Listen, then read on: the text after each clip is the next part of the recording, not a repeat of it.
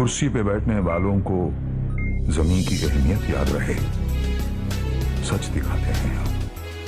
सच का सामना में आपका एक बार फिर स्वागत है। माइनॉरिटी डिफेंस कमेटी की मीटिंग हुई, तमाम जिम्मेदारान मौजूद थे और साथ ही साथ एसआईटी की तरफ से और छावनी पुलिस स्टेशन में जो 2 एफआईआर के अंदर जो लोगों को मुजरिम बनाया गया, आरोपी बनाया गया, जो लोग जेल में हैं, ऐसे उनके परिवार के लोग और उनके जिम्मेदारान के साथ हमारी तफसील बातचीत हुई है। उनके साथ भी आज हमारी मीटिंग हुई। सब लोगों ने एक राय से माइनॉरिटी डिफेंस कमेटी के हर फैसले के साथ रहने का ऐलान किया है और हमको पूरा इख्तियार दिया है कि गली से लेकर मुंबई तक जो भी लड़ाई होगी वो लड़ाई आप लोग कानूनी तौर पर, जमहूरी तौर पर लड़े। ये फैसला आज मुश्तरका मीटिंग के अंदर लिया गया है। आज इसलिए हम लोगों ने मीटिंग कॉल की थी, बुलाई थी, क्योंकि मामला अब संगीन होते जा रहा है। एसआईटी की तरफ से सरकार ने एडवोकेट हीरे जो सरकारी वकील को नॉमिनेट किया है और उनका जो आर्गुमेंट हुआ है एक बेल एप्लीकेशन पर या रिमांड पर, तो वो नेशनल सिक्योरिटी का मसला इसको बता रहे हैं और इसको इंटरनेशनल साजिश भी बता रहे हैं और इस केस को अलग रास्ते पर ले जाने की कोशिश सरकारी वकील की तरफ से एसआईटी कर रही है और इसके लिए कहीं ना कहीं ज़मानत के अंदर तकलीफ़ आ रही है, दुश्वारी आ रही है। लेकिन मामला ऐसा नहीं है, मामला बिल्कुल ऐसा नहीं है। एक भी बांग्लादेशी, एक भी रोहिंग्या अभी तक मिला नहीं है एसआईटी को और पुलिस डिपार्टमेंट को, सरकार को एक भी नहीं मिला। जो भी केसेस अभी दर्ज हुई है वो केसेस जन्म दाखिला डबल, उसके अंदर खोड़खाड़, फर्जीवाड़ा, इस तरीके से मामलात है। लेकिन रोहिंग्या और बांग्लादेशी पकड़े गए ऐसा एक भी एफआईआर नहीं है या एक भी इंसान नहीं मिला। उसके बावजूद भी इसको उलझाने की कोशिश की जा रही है। ये तमाम ही चीज़ों का जायज़ा हमने लिया और इसके लिए हम लोग माइनॉरिटी डिफेंस कमेटी ने फैसला किया है मीटिंग में कि अब ज़मानत मालेगांव कोर्ट के साथ साथ में जो लोगों की रिजेक्ट होगी, मुंबई हाई कोर्ट में भी सीनियर काउंसिल के ज़रिए ज़मानत रखी जाएगी और मुकम्मल लड़ाई लड़ी जाएगी। ये फैसला किया गया है और माइनॉरिटी डिफेंस कमेटी की पहली प्रेस कॉन्फ्रेंस में हम लोगों ने एक ऐलान किया था। ऐलान ये किया था कि हम किसी से चंदा नहीं मांगेंगे, हम किसी से रुपया पैसा नहीं मांगेंगे। हम माइनॉरिटी डिफेंस कमेटी ये पूरा खर्च बर्दाश्त करेगी, उठाएगी, हम लोग मिलजुल कर। और दोबारा हम इस बात का ऐलान करते हैं और उन जो परिवार के लोग आए थे हमने उनको भी यकीन दिलाया है कि आपसे एक रुपया नहीं लिया जाएगा। कानूनी लड़ाई लड़ने के लिए बड़े वकील लगाना पड़े या जो भी अखराजात रहेंगे माइनॉरिटी डिफेंस कमेटी बर्दाश्त करेगी। तो उन लोगों से भी हमने कहा कि आप किसी को भी चंदा भी ना दें और मैं शहर की आवाम से ये अपील करता हूं कि इन लोगों के नाम पे अगर कोई चंदा मांगता है तो उसको भी चंदा ना दे। ये बात का फैसला हुआ है।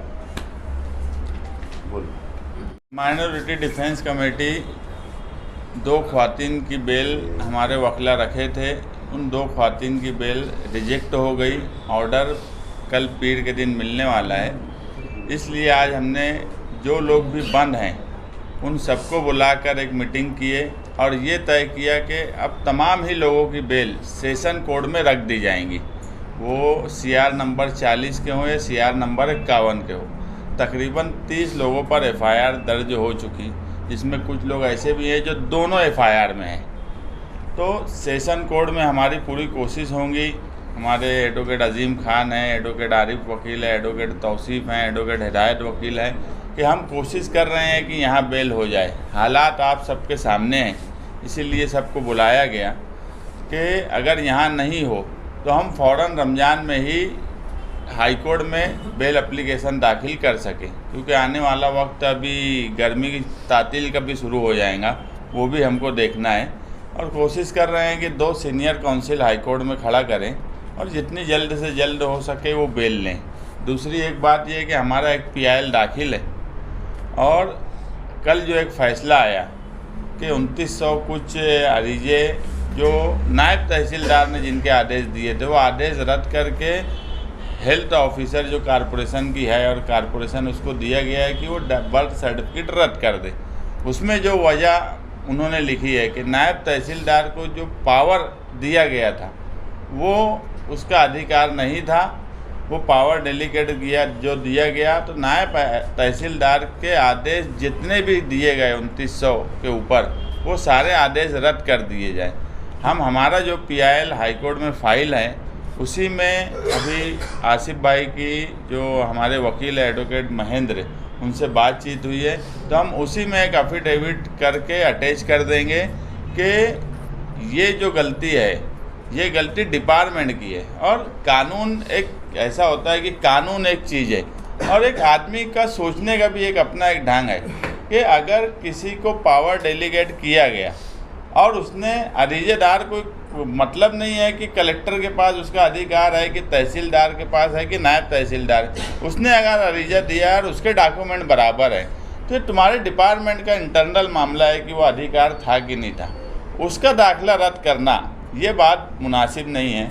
क्योंकि 2900 से ज़्यादा दाखिले रद्द होने में बहुत से बच्चों के उन दाखिलों पर एडमिशन हुए, बहुत से लोगों के उन दाखिले पर पासपोर्ट बने, तो एक दाखिला जो बुनियादी चीज़ अगर रद्द होंगी तो आगे दूसरे डॉक्यूमेंट जो उसके आधार पे बने हैं वो सब पर सवाल खड़ा हो जाएगा। तो इसलिए वो मामले को भी हमने संजीदगी से लिया है और एक PIL में ही उसको अटैच कर देने वाले हैं। और हमको पूरी उम्मीद है कि जो तरीका सरकार अपना रही है, यानी कानून का सहारा लेकर बिल्कुल गैर कानूनी तरीके से काम कर रही है, उसका इंसाफ हमें हाई कोर्ट से इंशाअल्लाह मिलेगा। महाराष्ट्र में हो या हिंदुस्तान में इस तरह का होता था कि जब भी मुसलमानों पे जुल्म होता, बेगुनाह लोग जेल की सलाह के पीछे रहते तो जमीन फुलमा दोनों में आगे बढ़ के उनकी मदद करती थी और लाखों रुपया वो खर्च करती थी उसके ऊपर। अगर आप ये कह रहे कि आप ये करेंगे तो ये लाखों रुपये का खर्च है अभी और उसको मैनेज करना और ये करना, तो क्या आप बोले इससे जमीयत उलमा से अलग हो जाने का या फिर उससे मदद लोग ना ले, ऐसा आप मैं मेरे ताल्लुक़ से कहूँगा, मैं जमीयतुल उलमा का मेंबर नहीं हूँ तो अलग होने का सवाल नहीं। मैं मेंबर ही नहीं हूँ तो मेरा अलग होने का सवाल नहीं, नंबर 1। नंबर 2, ये जो लड़ाई है ये माइनॉरिटी डिफेंस कमेटी है, सियासी लोग हैं, सियासी बात समझ लो।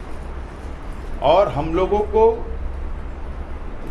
कानून समझता है, सरकार के GR समझते हैं, होम डिपार्टमेंट क्या GR निकाल रहा, सरकार कौन सी GR निकाल रही, हम लोग ज़मीनी वर्कर है और हम लोगों को कानून समझता है, इसीलिए हम लोग ये लड़ाई को हाथ में लेकर हम लोग आगे बढ़ रहे हैं। लेकिन पैसा लगेगा तो ज़रूरी थोड़ी चंदा जमा करो हर काम के लिए। चंदा जमा करने की ज़रूरत क्या है?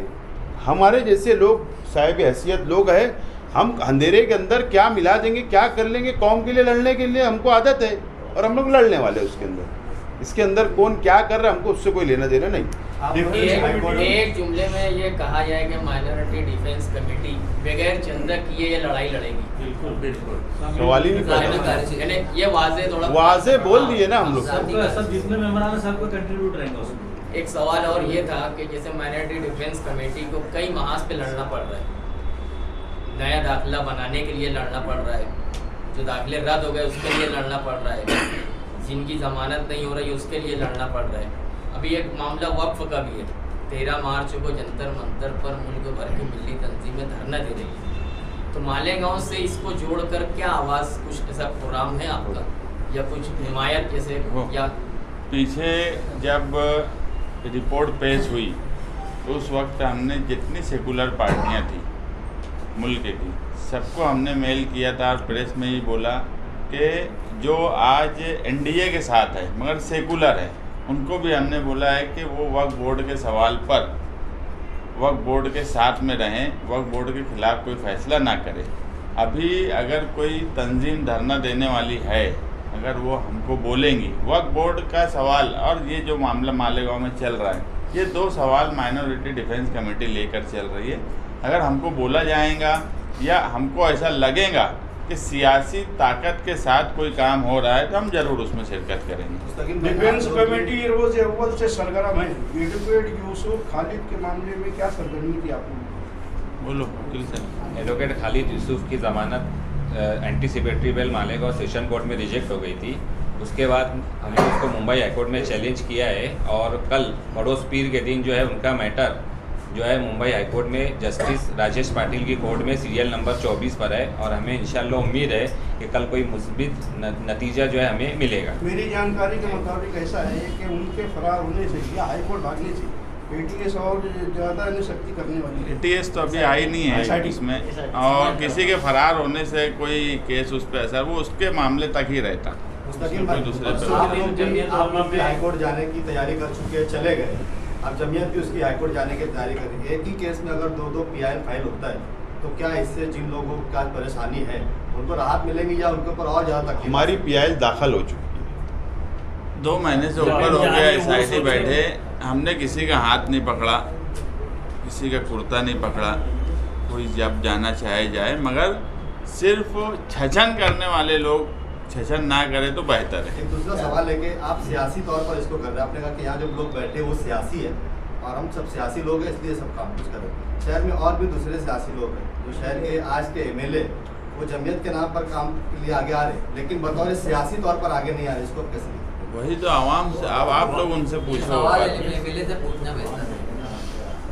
चंदा जिस सिलसिले में आप दोनों ने चंदे की मुखालफत की किसी भी तंजीम में, उसके कितने असरात मुरतब हुए? तुम जायजा लेके हमको बताओ।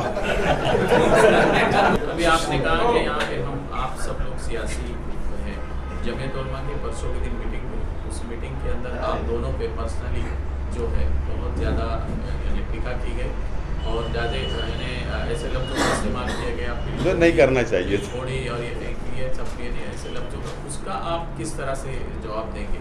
क्योंकि वो ज़्यादातर उन्होंने कहा कि हम तो चंदा महाराष्ट्र जमीयत का कर रहे, मालेगांव की जमीयत का नहीं कर रहे, हम पे इल्ज़ाम लगाए गए वो सारे गलत है, तो इसको आप किस तरह से? मैं चाहता हूं कि ये प्रेस कॉन्फ्रेंस टर्न हो जाएगी, तो मैं चाहता हूं कि इसको अभी यहाँ पर रोका जाए। इंशाअल्लाह 1 या 2 रोज़ के अंदर मैं खुद उस ताल्लुक़ से प्रेस लेने वाला हूं और उसके आप लोगों के सामने बात रखूँगा। मुस्तकीम भाई ने एक डिटेल बताई है कि तहसीलदार ने एक प्रस्ताव जो है मालेगांव म्यूनसिपल कॉरपोरेशन और गवर्नमेंट को भेजा है और उसमें ये बताया गया है कि नायब तहसीलदार को पावर नहीं थी, तो नायब तहसीलदार ने जो 2900 से ज़ायद आदेश दिया है उसको रद्द किया जाए। अब तहसीलदार ने जब पावर डेलीगेट किया नायब तहसीलदार को तो उसकी डिटेल कलेक्टर और प्रांत को दिया ही होगा, तो उस वक्त कलेक्टर ने या प्रांत ऑफिसर ने ये बात नहीं की कि नायब तहसीलदार को किसी तरीके की पावर नहीं है। अभी जब SIT इसमें इन्वेस्टिगेशन कर रही है और एक माहौल जो बनाया जा रहा है मालेगांव को बदनाम करने के लिए और जिस तरीके का माहौल बनाया गया है तो उसके दबाव में है और ऊपर के प्रेशर की वजह से ही तहसीलदार ने जो है ये लेटर इशू किया है।